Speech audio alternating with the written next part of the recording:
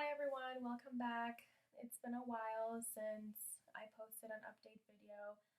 Um, Nothing has been really going on in terms of my Lyme disease for the last few years, until recently actually. So I'm just kind of making this video and I don't remember what was the last video that I posted, and I don't know if I posted an update about any of my kind of recent symptoms.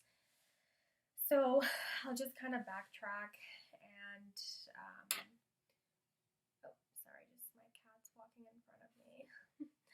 Okay, so just kind of like long story short, just to recap what happened. So when I made that first initial video about 7 years ago, after that, I went to Europe. I received treatments for about 5 months. It was a combination of antibiotics and ozone therapy, which was done through an IV. And that took about 5 months or so. And then I came back home to Canada. So I think it was the beginning of 2017. And like a couple months after my treatment, so up until about March or April, I felt better, a lot better, but I still felt kind of off. Like I still didn't feel like 100% well. So it just took a few months for me to, gain my health back, get my strength back, and feel like 100% okay and well for the first time in many, many years. So going into the spring and the summer of 2017, for the first time in a long time, I felt amazing. Like I had no symptoms and it was incredible. But going into the fall of 2017, I began to notice like little symptoms here and there that were popping up, and I was like, oh no, could that be a relapse? Because my doctor initially told me, my doctor initially told me that when I finished my treatments, I should come back and get retested in 3 months in case there's a relapse, and then we're able to catch it a lot quicker, and it won't require a lot more treatments and whatnot. But because I was in a place where I could not afford to go back to Europe after 3 months, so I missed that kind of first checkup, right? And yeah, so from January until the fall, I was noticing some symptoms throughout the winter and then into the spring of 2018. In the spring of 2018, I had more and more symptoms that were becoming more frequent, and I was like, I know myself, I know how I felt when I had Lyme disease, and I'm like, 100% I know, like, it's back. It's back. So in the spring of 2018, I went to Europe once again, got tested. I was in fact positive again for Lyme disease, so it was a relapse. I did end up doing a round of ozone therapy and antibiotics for about a month and a half. And once again, I tested at the end of my treatments and everything was clear and negative, so I was good to come back to Canada.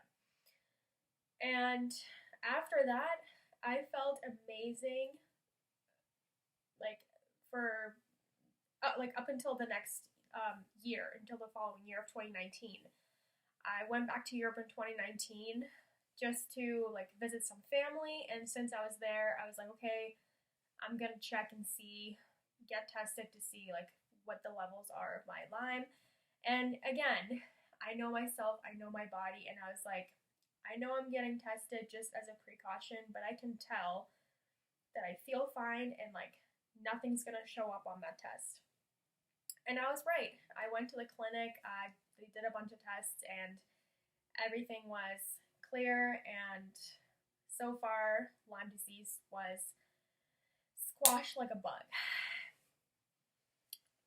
So then the following year, 2020, I was going to go back again to check, but because of the pandemic, I was not able to travel,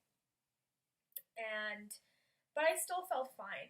I still felt fine, and all of 2021 even, I still felt fine. And then the plan for me was to go to Europe sometime in 2022 of this year. But, because of like work and other things, I thought, okay, maybe I can go in the winter of 2022, but then maybe in the spring, or maybe in the summer, and just keep putting it off. But right now, we're in October of 2022, and I'm making this video today because I am noticing a huge relapse of my symptoms. And I have been noticing like one-off symptoms popping up in the last few months, like here and there.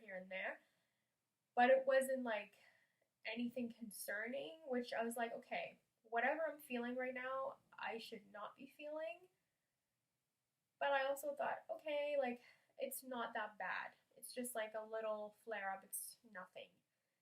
But then I felt something else, and then like a different sensation, and then some numbness, and I was like, oh God, if I'm experiencing numbness again in my limbs, that is like the ultimate sign that I'm having a relapse and I'm going through a flare up.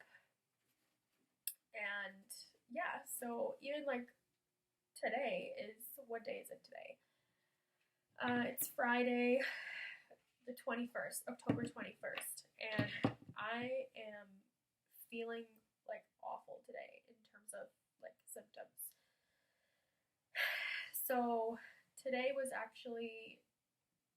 gave me kind of like that push to contact like a travel agency and look into booking tickets, because like I said, my plan was to go visit my family in Europe anyway sometime this year, but it kept getting pushed back, and then I thought, okay, I'm going there for Christmas. But right now, with how I'm feeling, of course, there's always like a bit of that anxiety and whatnot, and I'm just like, no, I have to go even before Christmas. So I think the earliest I can go is in about a month at the end of November, and like it just can't come any faster. So in terms of the symptoms that I've been noticing, that they have been becoming a lot more frequent, which at first, the symptoms were very like spaced out. Like I felt something off like months ago. Oh my goodness, my phone is blowing up. Like first I felt something like months ago. It was like this weird sensation in the back of my head, which felt as if I had like a really tight band around my head, but only the back. Obviously not all the way around, so I didn't feel it in the front, just the back. And that lasted for like 3 to 4 weeks, which is kind of like the typical length of like a flare-up that I usually experience. And then there just kind of have been like little things too. I want to say about 2 months ago, I did experience numbness in my left hand, but more specifically in my left index finger. That's it. It wasn't even the whole hand. Before, it would have been the whole hand, if not even the whole arm. But this time, it was just the tip of my index finger. But that sensation felt so familiar, and I was like, oh my gosh. I mean, thank God it's not the whole hand, but why? Like, I haven't felt this kind of numbness in like a few years now. But I was like, okay, maybe I burned my finger by accident on something hot, and that's why it's kind of feeling the same way. But no, because in a few days, I had the same kind of numbness in my left foot, but more specifically in the heel, so the heel of my left foot. So I thought, okay, well, this is kind of interesting because, as we know, like all the neurological symptoms are, there's signals from the brain, and I don't want to get into like the scientific part of this, but I had brain lesions from Lyme disease, according to an MRI. So there's probably some kind of inflammation happening in the brain, which caused those two parts of my limbs, the heel and the finger, to go slightly numb. But then that eventually went away after like a month or so. So now it's back to normal. Although I'm not sure if the foot's back to normal yet, but the finger is for the most part, or like 99%. But then I also began to notice like vision changes. So that's a big thing for me because that was one of my like first serious symptoms when I was 18. So that was 12 years ago. I turned 30 this year. That's actually crazy. So 12 years ago I was 19 when I first experienced optic neuritis, when like I lost my vision. And ever since, like the next, the following years when I was 20, 21, whatever,